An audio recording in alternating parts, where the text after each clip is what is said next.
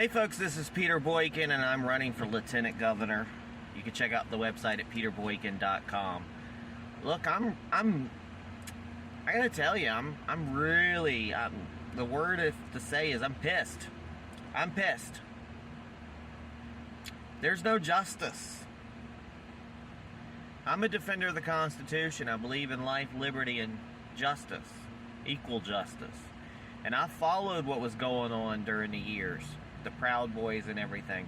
Not exactly the Proud Boys of today. But those Proud Boys had to protect people like myself from waves of Antifa. And a lot of people try to say, oh, they're the little skinny, Antifa were a violent bunch. Antifa is a worldwide organization, or disorganization, who goes and they attack MAGA-loving people at rallies and cause problems. They wear all black. They're the true domestic terrorists. Many times, Joe Biggs and other Proud Boys had to step in and protect us as patriots. Joe Biggs is a veteran. He is a patriot. He's a good man. I happen to be at January 6th. I'm just as much a J6er as anybody else. I've never kept that hidden. I did not go into the places where people have gone into that got them into trouble. I stayed on the areas in the public where you could walk any day of the week. So I kept myself out of trouble. It was very documented. I had a documentary crew following me. And I saw a lot of events going on. I saw a lot of unusual activity. I saw a lot of people that did not fit in. I also saw from a distance, when I walked around to the part of the Capitol building where that faces the Supreme Court, I saw that from a distance. I could see from my camera and video that I saw Joe Biggs, because I know Joe Biggs beforehand. We had rallied together. He had protected people like myself. I know he was a good man. And I saw him standing peacefully on the steps of the Capitol building, waiting to do the rally that they were supposed to have, the Stop the Steal rally. Not the Donald Trump rally that they had down the street, which, to note, those individuals aren't the ones that were up there at the Capitol. The Capitol was busy. I had a small little rally at the station and just greeted people as they came by and just reminded them to peacefully protest, and that, we have to protect our freedom, and our point is to just make ourselves known, that we could possibly change the vote, or at least push down the vote, like Donald Trump said, suspend the Constitution to give enough time for the states to properly access the potential fraud. But Mike Pence decided, oh, no, I'm just going to go ahead and go with it. The crowd was intense. There was 1 million people there. I was there the day after the inauguration when the Pussy Hat riots or whatever were there. The little pink-haired riots, were going on. Where people stood at the Lincoln Memorial, the Washington Monument. People like Madonna said, I dream of blowing up the White House. Did she go to jail? No.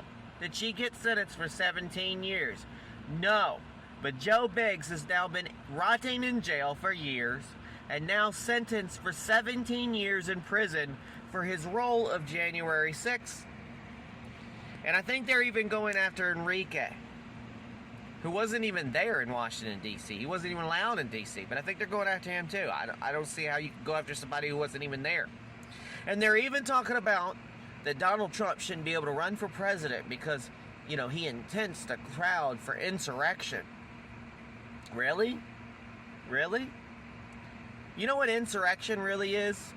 What was going on during President Trump's campaign, or his presidency, They're in Seattle and Chaz, where they took over the Capitol building.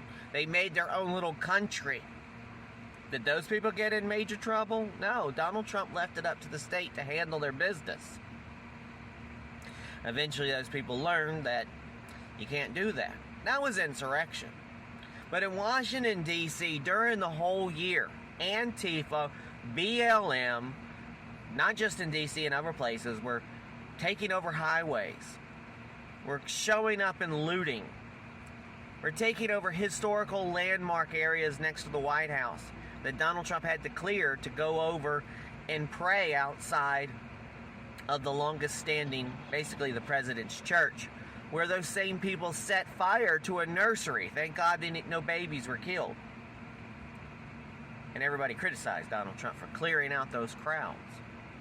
Because there is no protection for people in D.C. because it's a mess when it comes to the police force. Police are all over. There's no real communication on what's going on. You got the Capitol Police, the Federal Police, the D.C. Police, and D.C. ain't doing nothing. They set fire to D.C. D.C., the District of Columbia, Washington, D.C., our capital was on fire from what they were doing. They invaded the Hart Building. That's where the congressional people have offices. Did a sit-in there. You had Congress people having sit-ins there in the Capitol building as well. Did any of those people get arrested?